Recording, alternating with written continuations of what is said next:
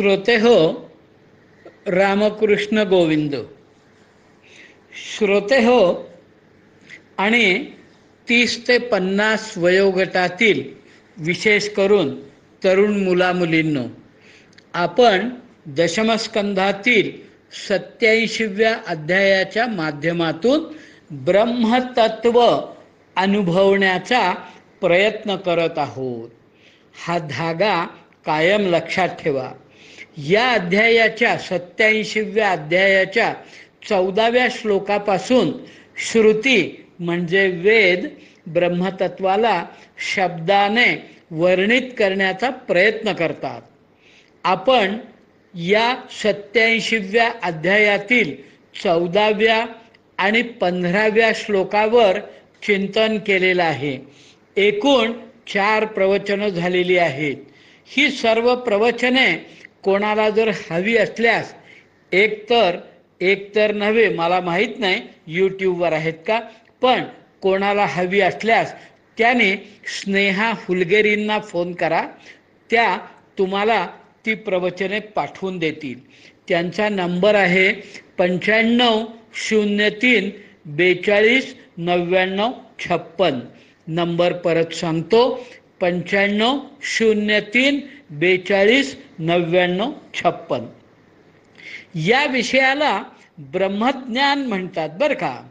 फार पूर्वी म्हणजे काय, साधारण 60 70 80 वर्षापूर्वीपर्यंत ज्ञानी, जाणकार, विद्वान शास्त्रकारांमध्ये या विषयावर म्हणजे ब्रह्मज्ञानावर चर्चासत्र आयोजित होत असत.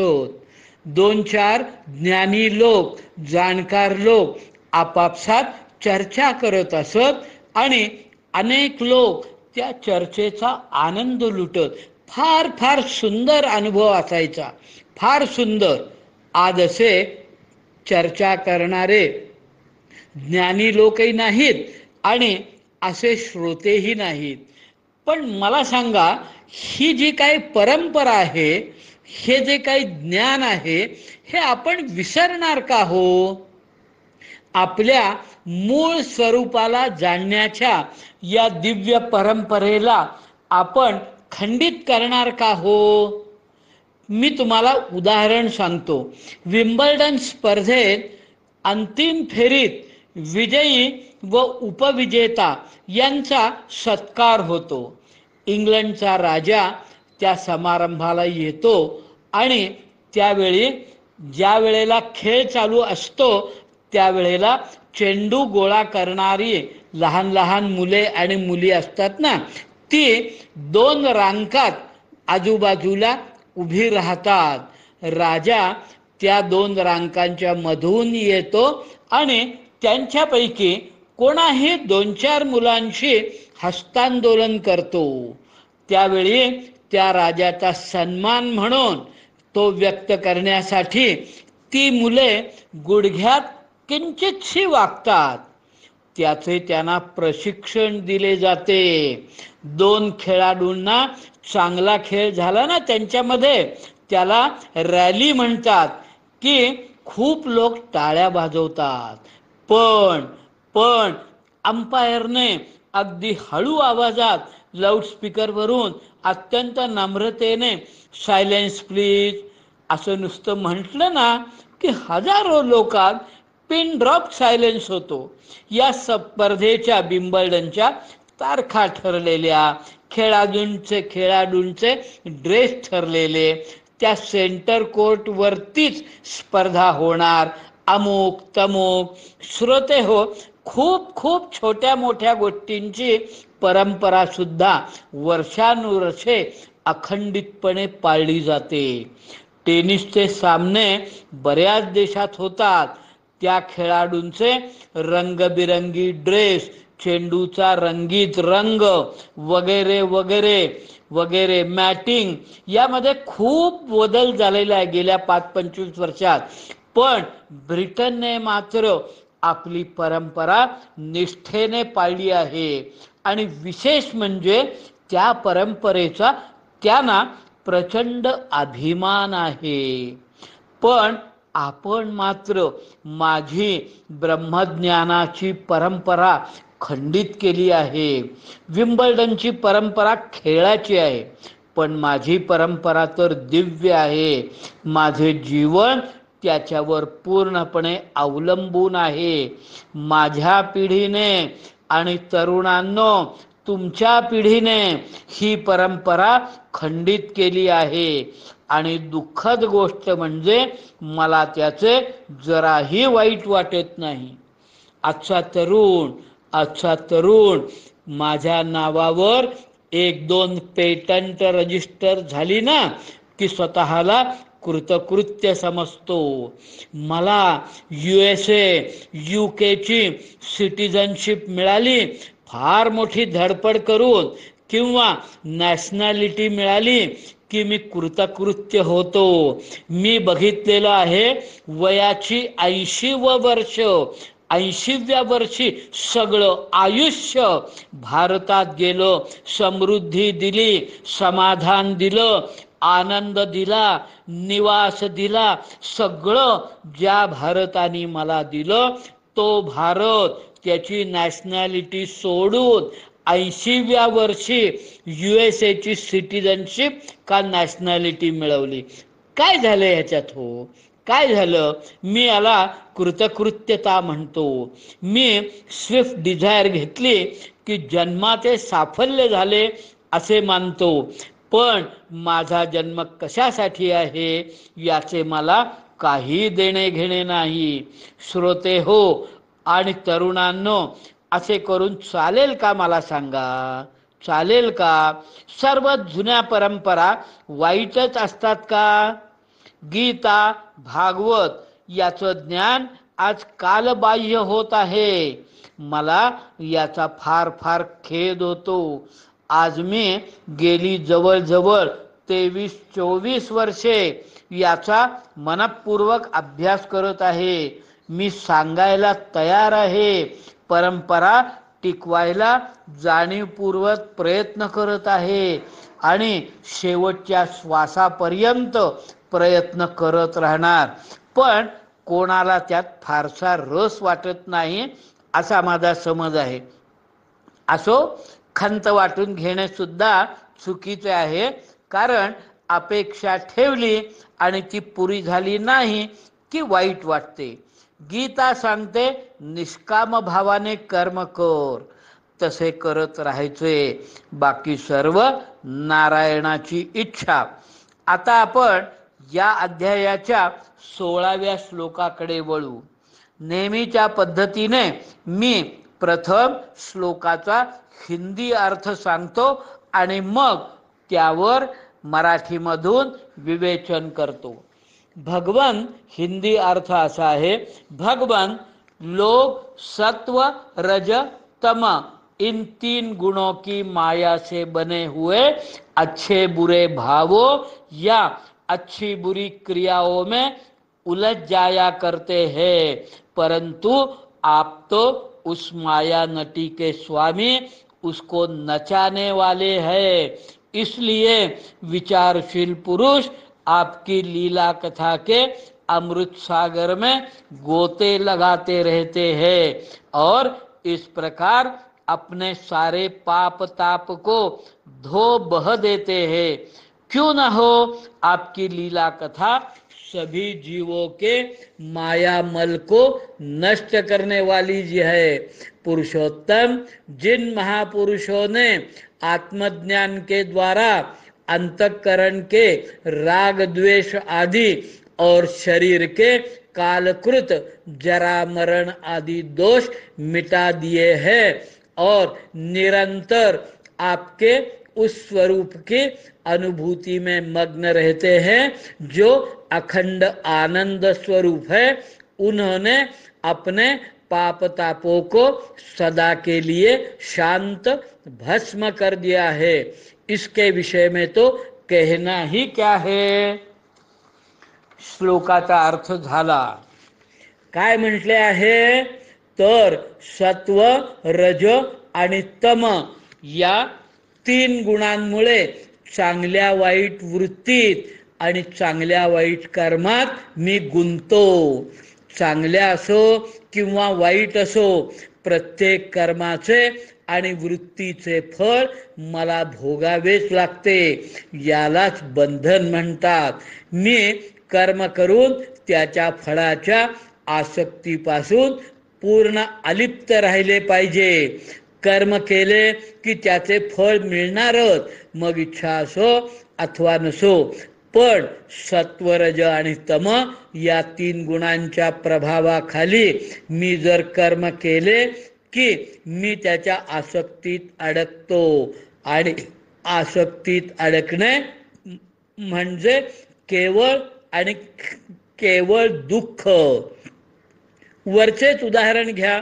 तुम्ही ब्रह्मतत्वाचा अनुभव घ्यावा, या सत्वगुणाच्या आसक्तीत मी अडकलो आणि परिणाम काय झाला, तर मला दुःखच दुःख भोगावे लागले. श्रोते हो, तुम्ही सत्व, रज, तम ही 3 गुणांची नावे ऐकली असतील, पण या गुणांची लक्षणे काय, वृत्ती काय, फळ काय, परिणाम काय आणि त्याच्या प्रभावापासून बाहेर पडण्याच्या उपायाबद्दल विस्ताराने ऐकले नसेल. याबद्दल गीतेचा 14वा अध्याय आणि महाभारत यावरून मी या 3 गुणांबाबत एक सविस्तर तक्ता बनवला आहे. त्याबद्दल आता मी तुम्हाला सांगतो. पण हे सर्व आपण का समजून घेत आहोत, तर आपल्याला या गुणांच्या प्रभावातून बाहेर पडायचे आहे. वास्तविक हे 3ही गुण त्याच्या परिणामाने मनुष्यास बंधनात टाकतात, दुःख देतात. आणि म्हणून मला गुणातीत म्हणजे या गुणांच्या प्रभावापासून दूर जायचे आहे. माझ्या आचरणावर त्या गुणांचा प्रभाव पडून द्यायचा नाहीये मला. आता हे गुण काय करतात ते नीट बघा, शांतपणानं लक्ष देऊन ऐका. पहिला गुण सत्वगुण, निर्मल असल्याने प्रकाश करणारा, निर्विकार, निर्दोष असा सत्वगुण सुखाच्या व ज्ञानाच्या आसक्तीने, त्याच्या अभिमानाने बंधनात टाकतो, मनुष्याला सुखात नियुक्त करतो. हा गुण प्रभावी असतो तेव्हा रज आणि तम गुण दुर्बल असतात. याच्या प्रभावाचे वेळी देहात, अंतःकरणात, इंद्रियात चेतनता व ज्ञान याची उत्पत्ती होते. सात्विक गुण प्रभावाचे वेळी मृत्यू आल्यास स्वर्गादी प्राप्ती होते. स्वर्गादी प्राप्ती म्हणजे भोग घ्यायचे पण परत यायचं. सात्विक कर्माचे फळ सुखद, निर्मळ आणि वैराग्यदायक असते. ब्रह्मचर्य, एकांत प्रियता. ज्या मनुष्याचे अंतःकरणात या सात्विक गुणधर्माचे ज्ञान सदोदित जागृत आहे, त्याने या गुणाचा उपभोग घ्यावा. पण या गुणांवर आसक्त न होता भगवत समर्पण भावाने आचरण चालू ठेवावे व अशा प्रकारे सत्वगुण प्रभावाच्याही पलीकडे म्हणजे गुणातीत होण्यासाठी सच्चिदानंद परमात्म्याचाच केवळ आश्रय घ्यावा. सत्वगुण. आता रजोगुण. तीव्र कामना व लालसा यापासून उत्पन्न झालेला रजोगुण कर्म करण्याच्या आसक्तीने बंधनात टाकतो. गीता अध्याय 14 श्लोक 7. मनुष्यास कर्मात प्रवृत्त करतो. याच्या प्रभावाचे वेळी सत्व आणि तम हे गुण दुर्बल असतात. या गुणाचे प्रभावाचे वेळी मनुष्याची लालसा, कर्म करण्याची व स्वार्थी बुद्धी, मनाची अस्वस्थता व चंचलता, विषय भोगाची आसक्ती वाढते. रजोगुणाचे प्रभावाचे वेळी मृत्यू आल्यास कर्माच्या आसक्तीपूर्ण स्वभावामुळे मनुष्य जन्म मिळतो. राजस कर्माचे फळ म्हणजे दुःख. रजोगुणापासून लोभ उत्पन्न होतो. रजोगुणाच्या वृत्ती सत्वगुणाच्या वृत्ती कुठल्या? मनाचा संयम, इंद्रिय निग्रह, सहिष्णुता, विवेक, तप, सत्य, दया, स्मृती, संतोष, त्याग, विषय भोगात अनिच्छा, श्रद्धा, पाप, आचरण करण्याबद्दल लज्जा म्हणजे संकोच, दानी, विनय व सरळ स्वभाव. आता रजोगुणाच्या वृत्ती कुठल्या? इच्छा, प्रयत्न, घमेंड, असंतोष, गर्व, धन अर्थप्राप्तीची आसक्ती, भेदभाव वृत्ती, विषय भोगात आसक्ती, भांडाभांडीत उत्साह, स्वतःच्या हुशारीचे कर्तृत्वाचे कौतुक करणे, सतत उद्योगी राहणे. सात्विक गुणी माणूस निष्काम होऊन नित्य नैमित्तिक कर्मे करत असताना भगवंतांची आराधना करतो. त्याची दैवी गुणसंपत्ती वाढते. तो सांसारिक आसक्त कर्मापासून निवृत्त होतो. धर्माचरणाचा भगवत समर्पण भाव वाढतो. निष्काम भावनेने कर्म करतो. कर्माचे कर्तेपण स्वतःकडे घेत नाही.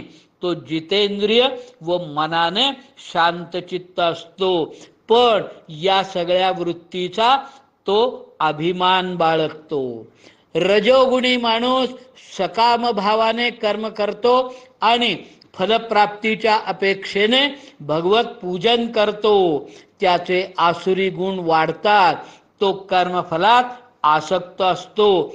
केवळ स्वतःलाच करता भोगता समजतो.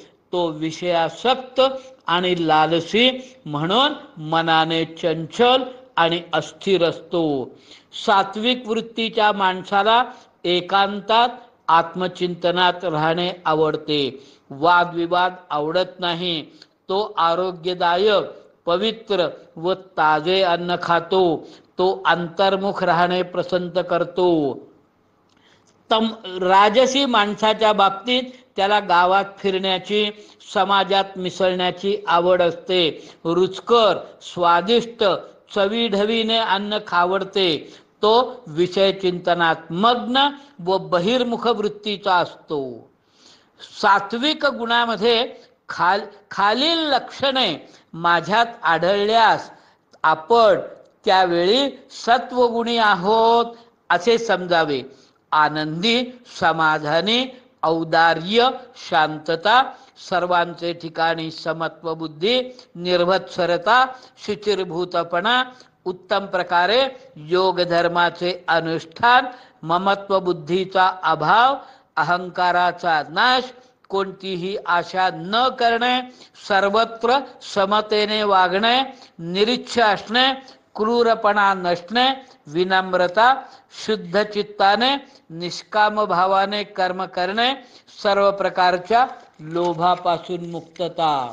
ही लक्षणे आढळली की माझ्यावर सात्विकतेचा प्रभाव आहे हे ओळखावं. खालील लक्षणे आढळल्यास आपण त्यावेळी रजोगुणी समजावे. कुठली लक्षणे? दुसऱ्याच्या वर्मावर प्रहार करणे, निष्ठुरता, हिंस्त्रपणा, आक्रोश करणे, दुसऱ्याचे उणे बाहेर काढणे, सर्व जगाची काळजी आपणास आहे या आविर्भावात चिंतन, वादविवाद घालणे, धिक्कारयुक्त भाषण करणे, दुसऱ्यावर विसंबून राहणे, अविश्वास, हे माझे आहे, हे माझी अशी ममत्व बुद्धी असणे, दांभिकपणा, स्वतःच्या रूपाच्या गुणांचा सर्व अभिमान असणे आणि गर्व असणे, स्त्रियांशी अघळपघळ बोलणे इत्यादी इत्यादी.